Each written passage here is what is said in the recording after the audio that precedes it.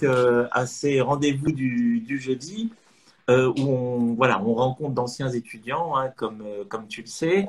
Et donc là, j'étais en train de parler de ton actualité, c'est-à-dire le fait qu'il y ait eu un article dans Étape du mois de mars-avril sur un thème beaucoup plus vaste qui est le design et l'argent, mais aussi des problématiques qui déjà étaient très présentes dans ton mémoire, et on aura l'occasion sûrement d'en reparler, et sur le statut du designer aussi, hein, comment le designer aujourd'hui en France existe, quel est son statut.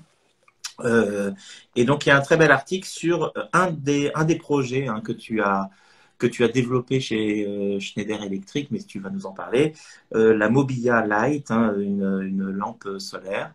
Et voilà, donc je vous renvoie à ce dossier qui est très bien et qui présente ton travail, c'est-à-dire comment un designer aujourd'hui peut construire son économie.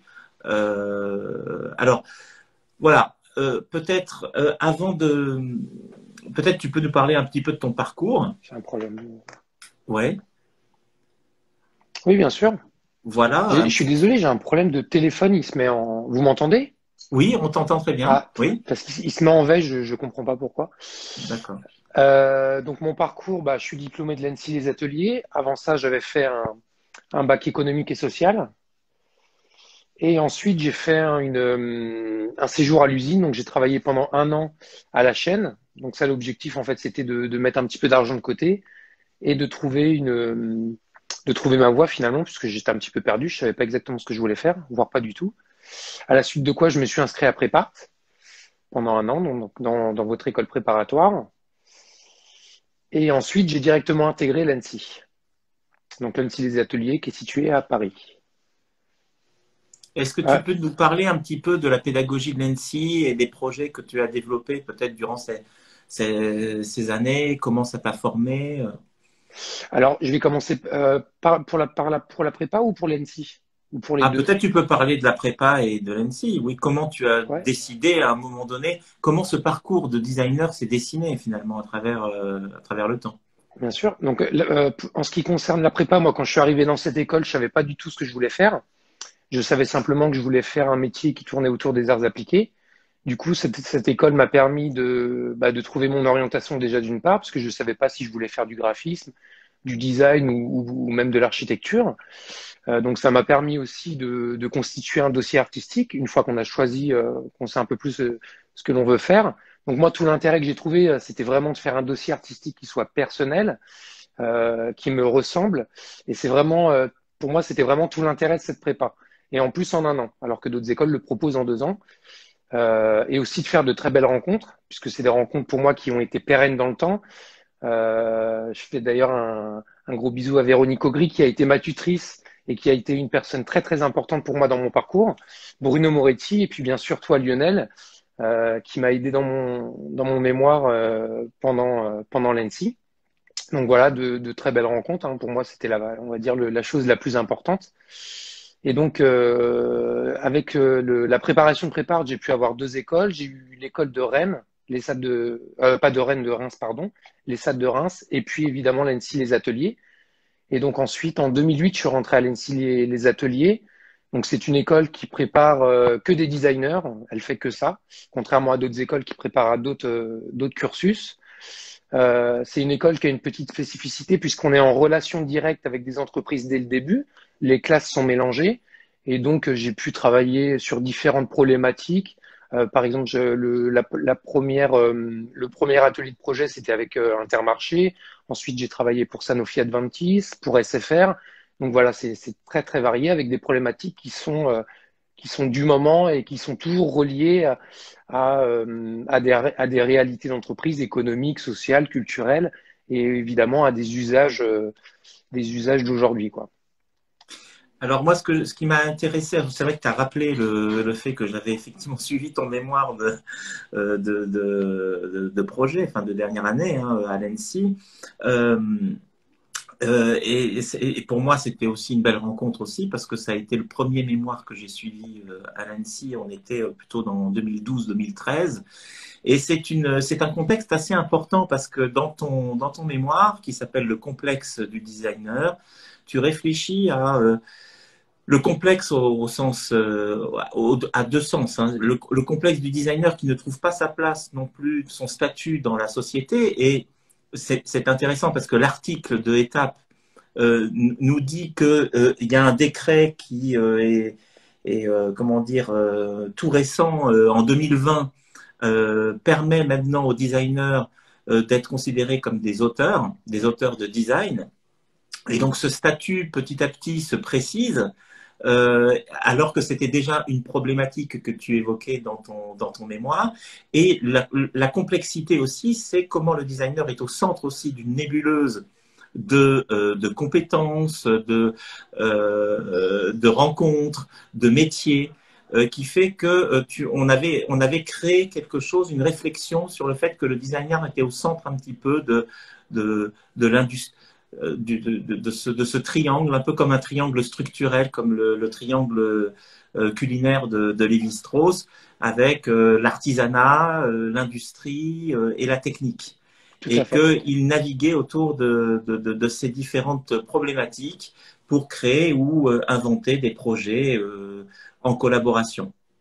Tout à Et fait, ouais. voilà, et C'est, donc ça, je voulais que tu nous en parles aussi, parce que je pense que l'ENSI fonctionne aussi comme ça dans les appels à projets.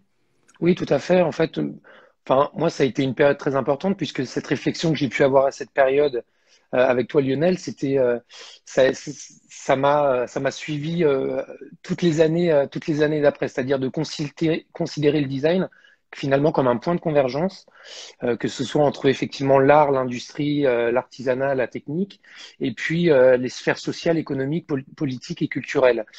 Et donc, quand on parle de complexe, on parle évidemment de complexité. La deuxième définition qui me semblait super intéressante, c'était celle de tisser des liens finalement, et Mm. donc de positionner le designer comme un maillon de la chaîne de production, mais comme un maillon mobile au carrefour de plusieurs activités, de plusieurs métiers, et d'avoir la possibilité de rencontrer dans les entreprises, comme dans mon parcours chez Schneider Electric, avec différents corps de métier, le marketing, la technique, les chefs de projet, enfin finalement tous les maillons qui constituent un projet et qui permet de fabriquer des objets, des applications.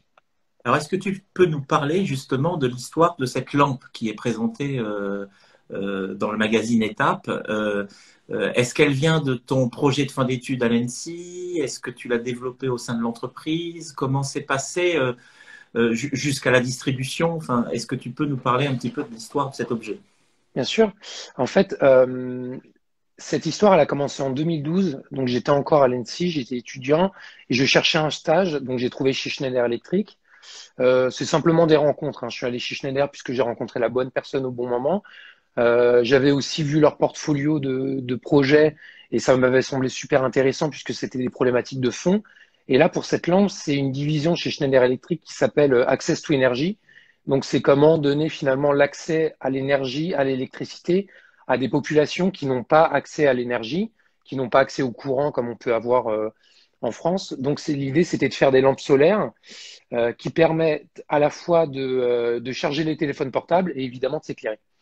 Et donc, ces lampes, c'est un petit peu le couteau suisse de la lampe, puisque elles servent un peu pour tout. C'est un objet qui est à la fois mobile, donc qui doit être compact, qui doit être solide et qui sert à toutes les tâches du quotidien, pour aller à l'école, pour aller au travail, pour faire la cuisine, pour faire les devoirs des enfants. Donc, c'est une lampe qui sert un peu à tout et elle doit coûter évidemment pas cher.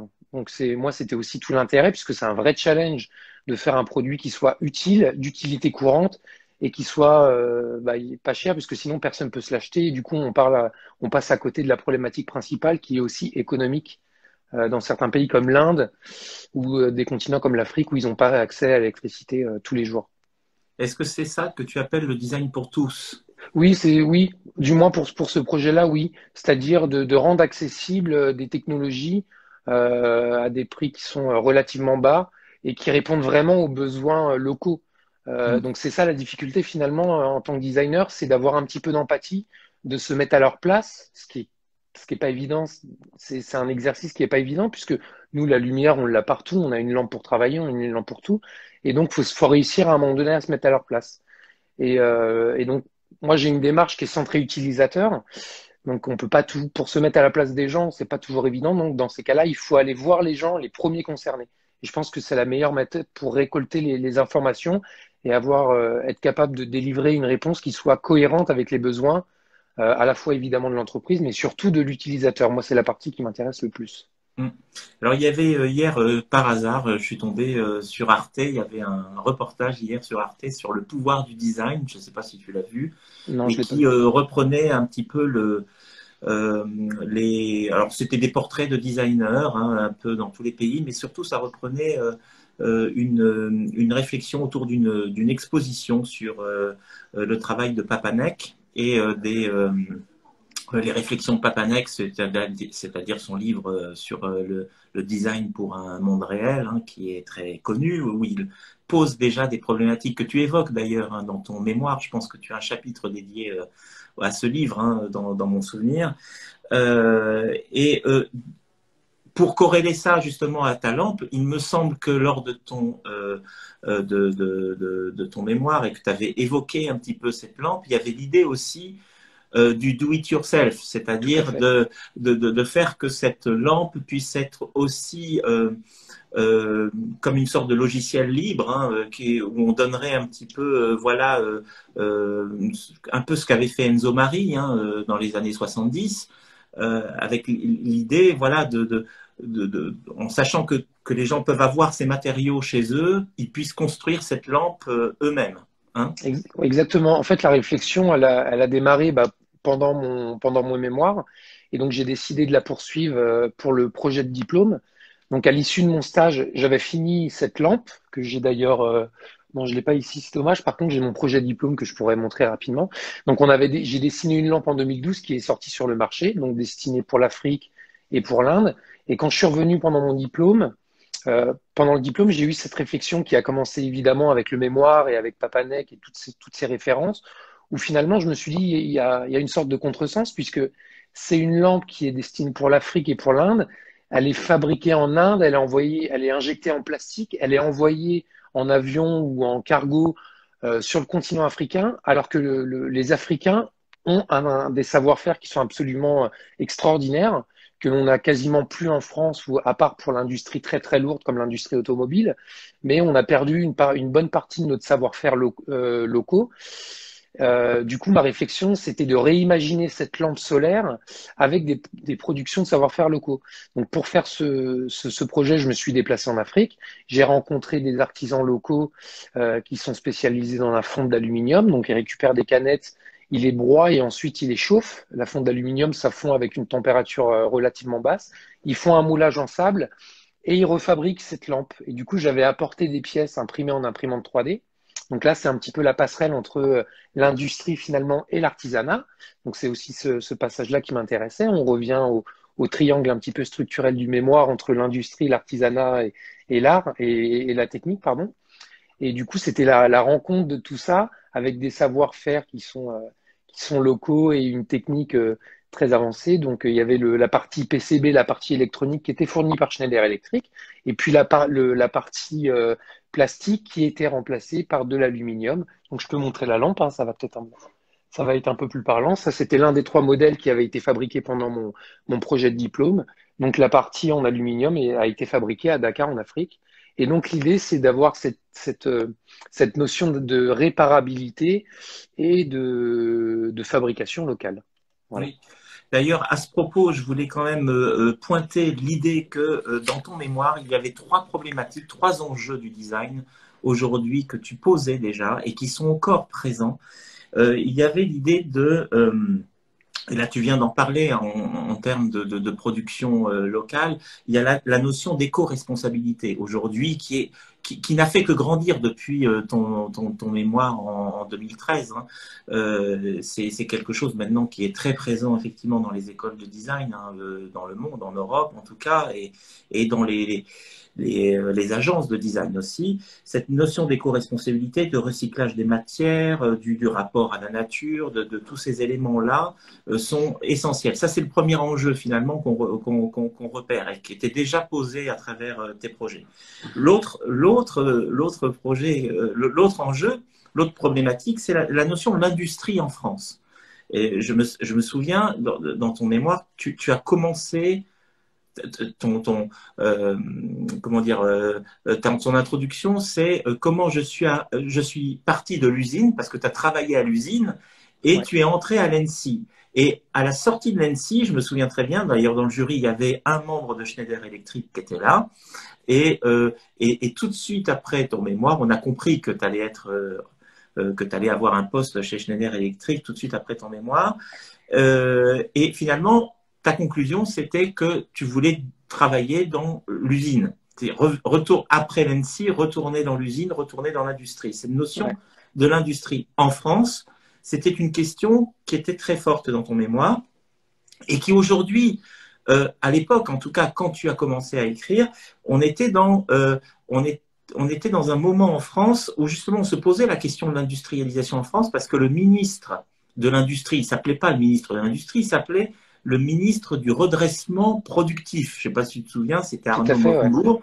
Bien sûr. Et ce qui est très intéressant, c'est que cet Arnaud Montebourg donc, voulait re, réindustrialiser la France d'une certaine manière avec le Made in France, avec donc toutes ces problématiques-là. Et on a vu avec la pandémie, notamment le premier confinement, qu'on a été débordé par ça. C'est-à-dire la France ne produit pas les médicaments dont elle a besoin, la France ne produisait pas les masques dont elle avait besoin. Il y a eu, et donc aujourd'hui encore, les hommes politiques continuent à discuter sur est-ce qu'on doit réindustrialiser la France, comment on doit répondre à ce manque voilà, et qui était présent. Alors, ce qui est très intéressant et ce qui est un peu ironique, c'est que Arnaud Montebourg, après avoir fait ça, finalement, s'est mis à faire du bio et du miel, si tu veux. Et donc, pas du tout quelque chose qui est lié à l'industrialisation. Parce que entre l'éco-responsabilité et pousser l'industrialisation, il y a comme un paradoxe, finalement, hein, qui est soulevé d'ailleurs dans le documentaire d'Arte, là, Le pouvoir du design. Et puis, il y avait un troisième enjeu, et je vais terminer là-dessus et savoir un petit peu où tu en es de tous ces enjeux, c'était l'enjeu du numérique. Tu en as un petit peu parlé, c'est-à-dire que tu as parlé des imprimantes 3D, tu parlais des Fab Labs, de ces nouveaux lieux de création du design qui étaient qui revenaient à une forme d'artisanat d'une certaine manière. Tu en as parlé toi-même, hein, c'était revenir à l'artisanat pour essayer de repenser notre façon de fabriquer les objets aujourd'hui de façon plus locale, etc., plus respectueuse de l'environnement. Voilà, donc et je voulais avoir ton avis là-dessus, quoi, sur tous ces enjeux que tu posais déjà dans ton mémoire, que tu as sûrement dû vivre au sein des expériences que tu as eues dans les projets que tu as menés chez Schneider Electric. Voilà. Qu'en est-il de ces enjeux aujourd'hui? Bah, pour reprendre la question de l'industrie et de l'artisanat, moi du coup après cette expérience du mémoire, j'ai tendance à ne pas séparer forcément les deux parce que finalement ce qui sépare les deux, c'est, enfin à mon sens, bon, faudrait évidemment aller plus loin dans le débat, mais c'est un peu la question de la quantité. Après, on avait pu remarquer que l'industrie et l'artisanat s'alimentent l'un et l'autre et que finalement la frontière entre les deux n'était pas si nette. Parce que même dans l'industrie très très lourde, il y a aussi de l'artisanat. C'est quoi l'artisanat? C'est peut-être à partir du moment où il y a la main de l'homme qui intervient. Et beaucoup d'étapes de process industriels ont encore besoin de cette main humaine et on ne peut pas toujours tout automatiser. Pour la question donc de l'industrie en France, notamment avec cette histoire de redressement productif, moi j'ai une vision assez négative de l'avancée finalement, puisque j'ai plutôt l'impression qu'on a régressé. On va être tout à fait honnête, il y a de moins en moins d'industrie et ça, en tant que designer, on le ressent énormément. Dès qu'il faut trouver un artisan, quelqu'un qui fasse des choses dans des quantités, on va dire limitées, que ce soit des milliers d'exemplaires, c'est très très compliqué. Puisque c'est pas rentable même pour les artisans. Par exemple, une période, j'avais besoin de trouver un artisan fondeur pour couler une dizaine de pièces. Tout le monde m'a fermé la porte au nez. Donc c'est en termes de production, une capacité de production, c'est compliqué. Et ça, je l'ai vécu aussi au sein de Schneider, c'est-à-dire que j'ai bien vu en 6 ans, puisque ça fait 6 ans que je travaille pour Schneider Electric. Là, je viens d'arrêter. Bon, je vais expliquer un petit peu après là où j'en suis aujourd'hui, mais on voit les projets partir à l'étranger et les outils de production. C'est-à-dire que quand on veut faire des choses en France, bah, parfois c'est plus possible. C'est ça. Donc on est confronté à cette difficulté et moi mon rêve ce serait qu'on retrouve aussi à la fois de l'industrie mais aussi de l'artisanat puisqu'on a perdu les deux et ça C'est c'est ça. problématique.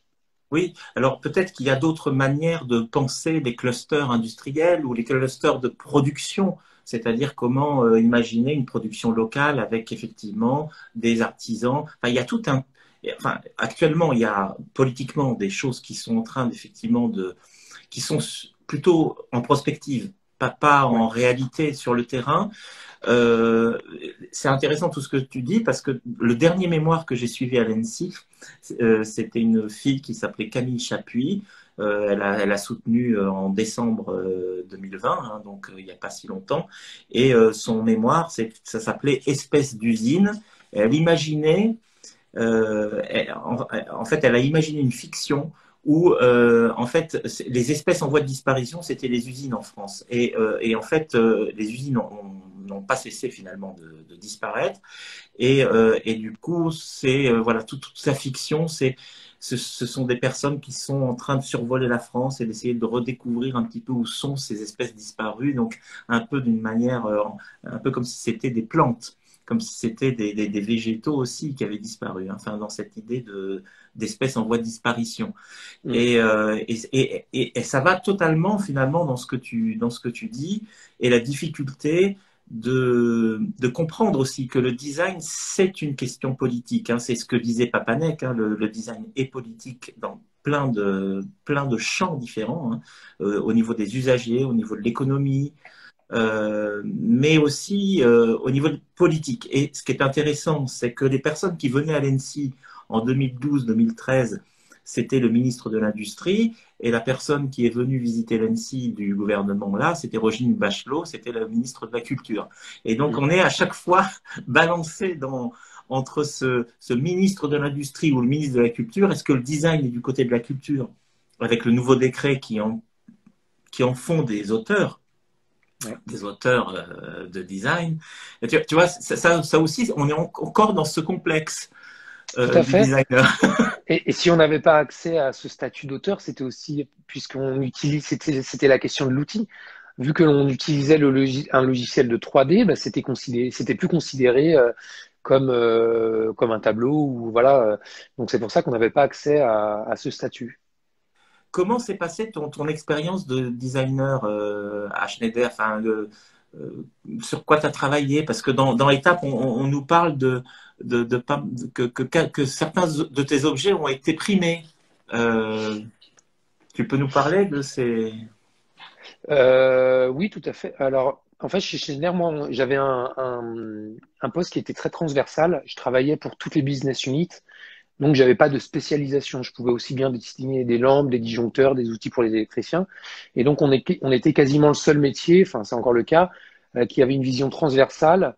Et ça, parce que moi, je fais du brand design. Donc, l'idée, c'est d'avoir une cohérence de marque. C'est aussi la construction de marque. Donc, j'ai une vision aussi stratégique au sein de l'entreprise. Donc, c'est pas simplement dessiner des objets, c'est aussi de dessiner des objets qui ont une position et qui racontent quelque chose par rapport à l'ADN d'une marque. Et donc tous les objets qui ont été primés, c'est simplement parce que un coup que les objets sont réalisés, on les propose à des concours internationaux, notamment des concours allemands qui s'appellent les IF Awards ou les Red Hot, des choses comme ça. Mais voilà, c'est sur différents domaines d'activité. Après mon expérience, c'est une vision à 360, c'était transversal, et c'est ce qui rend le métier tout à fait passionnant, puisque moi j'étais un designer intégré. Donc, c'est-à-dire que je faisais partie d'une société dédiée et toutes mes productions étaient pour cette marque.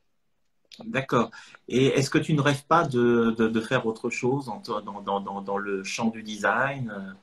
Si, si, tout à fait. Là, c'est un peu les objectifs de cette année, puisque j'ai arrêté cette activité de designer intégré pour devenir designer indépendant. D'accord. Voilà.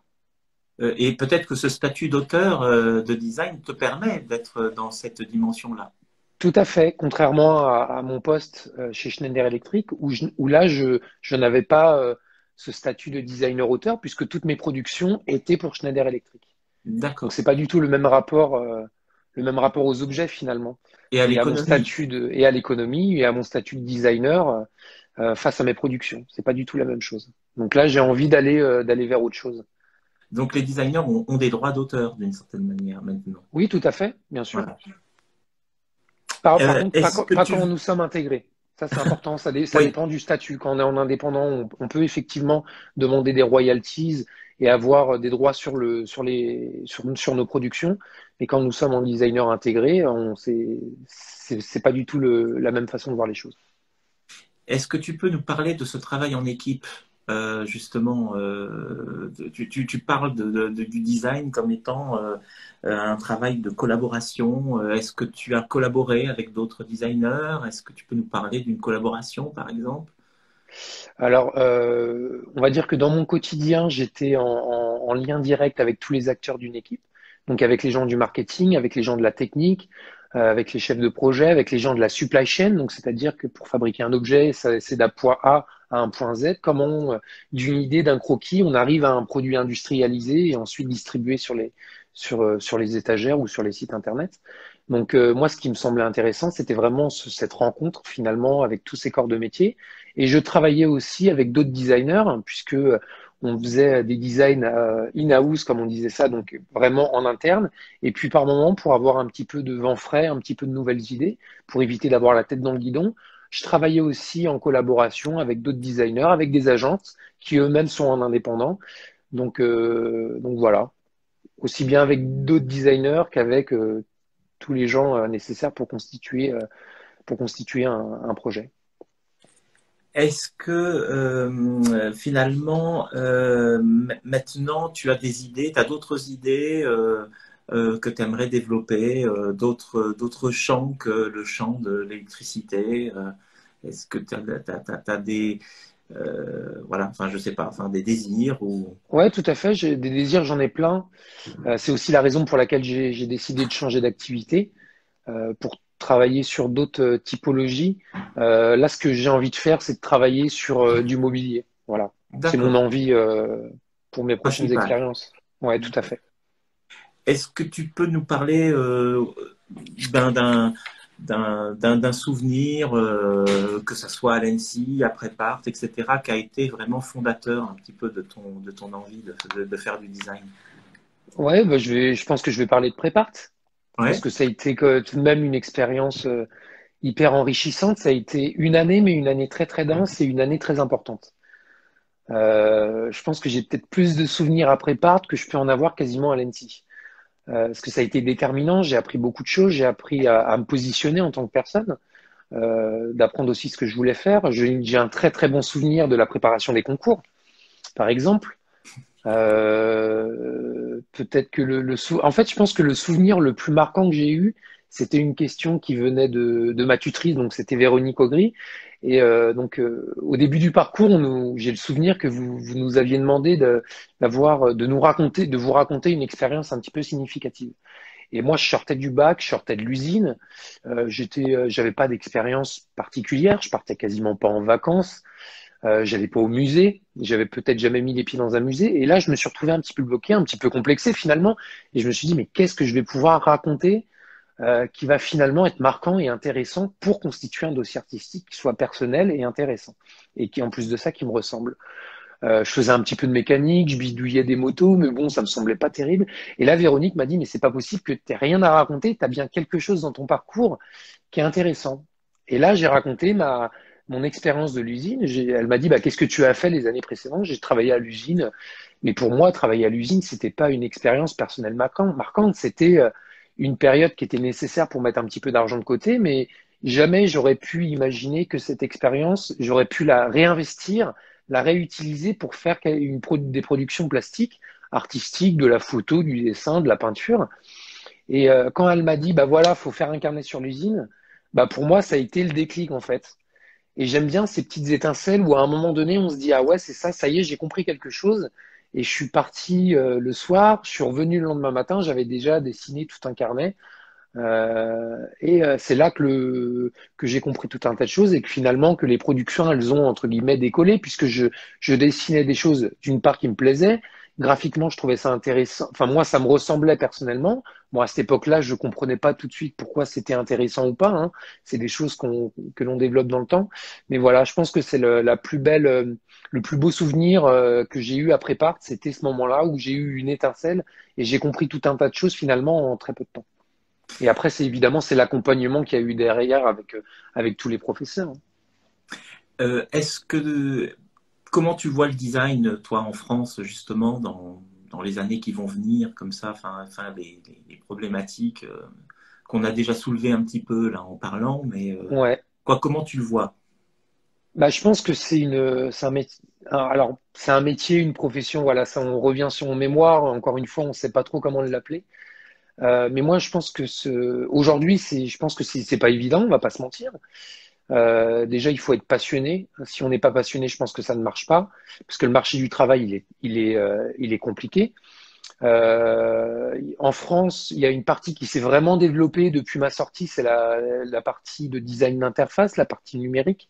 Hmm. Tout ce qui est design de produits, design d'objets, ça devient très compliqué. Je pense que c'est intimement lié à cette industrialisation finalement de la France, puisqu'on n'a plus les outils de production.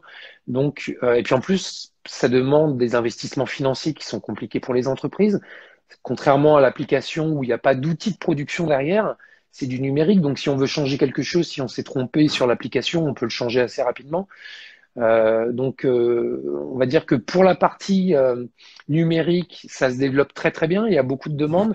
Par contre, pour la partie un peu plus hardware, produit physique, c'est difficile et compliqué. Je pense que si je prends les exemples des Allemands ou des Chinois ou des États-Unis, ils sont bien meilleurs que nous. Par contre, eux aussi produisent beaucoup évidemment en Chine. Ce qui n'est d'ailleurs pas synonyme de mauvaise production. Ça, je pense que c'est important parce qu'on associe souvent la Chine à une production qui n'est pas de qualité, mais c'est complètement faux. Donc voilà, donc je suis un petit peu, j'ai une réponse un petit peu partagée. Tout dépend du domaine d'activité pour lequel on parle. Pour le design numérique, je pense que ça se développe et c'est en bonne voie. Et pour le design de produits, ça devient très compliqué. Et je pense qu'on n'a pas beaucoup évolué sur l'intégration du design au cœur dans les entreprises françaises. C'est pas évident. Je pense qu'on a encore beaucoup, beaucoup de retard, contrairement à l'Angleterre, qui très, très vite l'ont intégré. Et d'ailleurs, c'est aussi pour ça, c'est aussi la raison pour laquelle on avait ouvert l'ANSSI dans les années 80. C'est parce que le ministère de la Culture s'était rendu compte que la France avait un vrai retard avec cette pratique du design qui n'était pas très connue. Et aujourd'hui, je pense qu'on est encore en retard. On est encore en Hmm. retard, même si les choses avancent, mais on est encore un petit peu en retard. Qu'est-ce que tu donnerais comme conseil? Là, on arrive un peu à la fin finalement de notre rencontre, mais qu'est-ce que tu donnerais comme conseil à un jeune étudiant, voilà, qui souhaiterait faire du design? Bah, moi, je suis une nature très optimiste, donc mon conseil, si on est passionné, si on a envie de faire ça, je pense qu'il faut foncer. Il faut y croire, parce que moi, je suis issu d'un milieu qui n'a rien à voir avec les arts appliqués, du design, ou rien du tout. Je viens d'une famille d'ouvriers, donc et j'ai vu tout à l'heure une question sur le Oui. chat. Je me permets d'y répondre puisque c'est sur qu'est-ce que, alors je la relis. Qu'est-ce que l'on dirait à mes parents qui pensent que ça n'a pas de débouché, ça ne rapporte pas d'argent, voilà. Donc moi, c'était un petit peu mes problématiques finalement avant de rentrer à la prépa. C'était un petit peu l'inquiétude de mes parents, qui est tout à fait légitime d'ailleurs, parce que c'est pas évident. Bah moi, je rassurerai les parents en disant que c'est possible. Moi, j'ai réussi à le faire, donc je vois pas pourquoi d'autres étudiants n'y arriveraient pas. Par contre, il faut être passionné, il faut avoir envie, il faut se battre. Mais je suis assez optimiste là-dessus et j'ai vu plein de parcours pendant ces 6 dernières années, des étudiants qui sortaient de prépa, qui ont ensuite intégré l'ANSSI ou d'autres écoles et qui aujourd'hui ont de très très beaux parcours. Donc, je pense que moi, j'ai un regard très, très optimiste. Par contre, c'est pas facile. Il faut se battre, mais comme plein d'autres métiers. Mais c'est faisable. Bah écoute, je te remercie beaucoup, Jonathan, voilà, de ce moment d'échange. Je ne sais pas si tu veux rajouter quelque chose ou quelque chose que tu souhaiterais dire, voilà. Non, simplement dire bah, merci pour l'invitation, parce que moi, c'est un vrai plaisir. Prépare, ça va rester mon école de cœur, donc c'est pour ça que c'est toujours un plaisir pour moi d'intervenir et de parler un petit peu de mon travail et de mon expérience. Donc, c'est super. Merci beaucoup. Bon, ben écoute, merci Jonathan et bah, écoute, à très bientôt. Tu es toujours le bienvenu à Prépart et puis pour tes futurs projets, voilà. À très bientôt. Merci, à bientôt. Au revoir. Au revoir.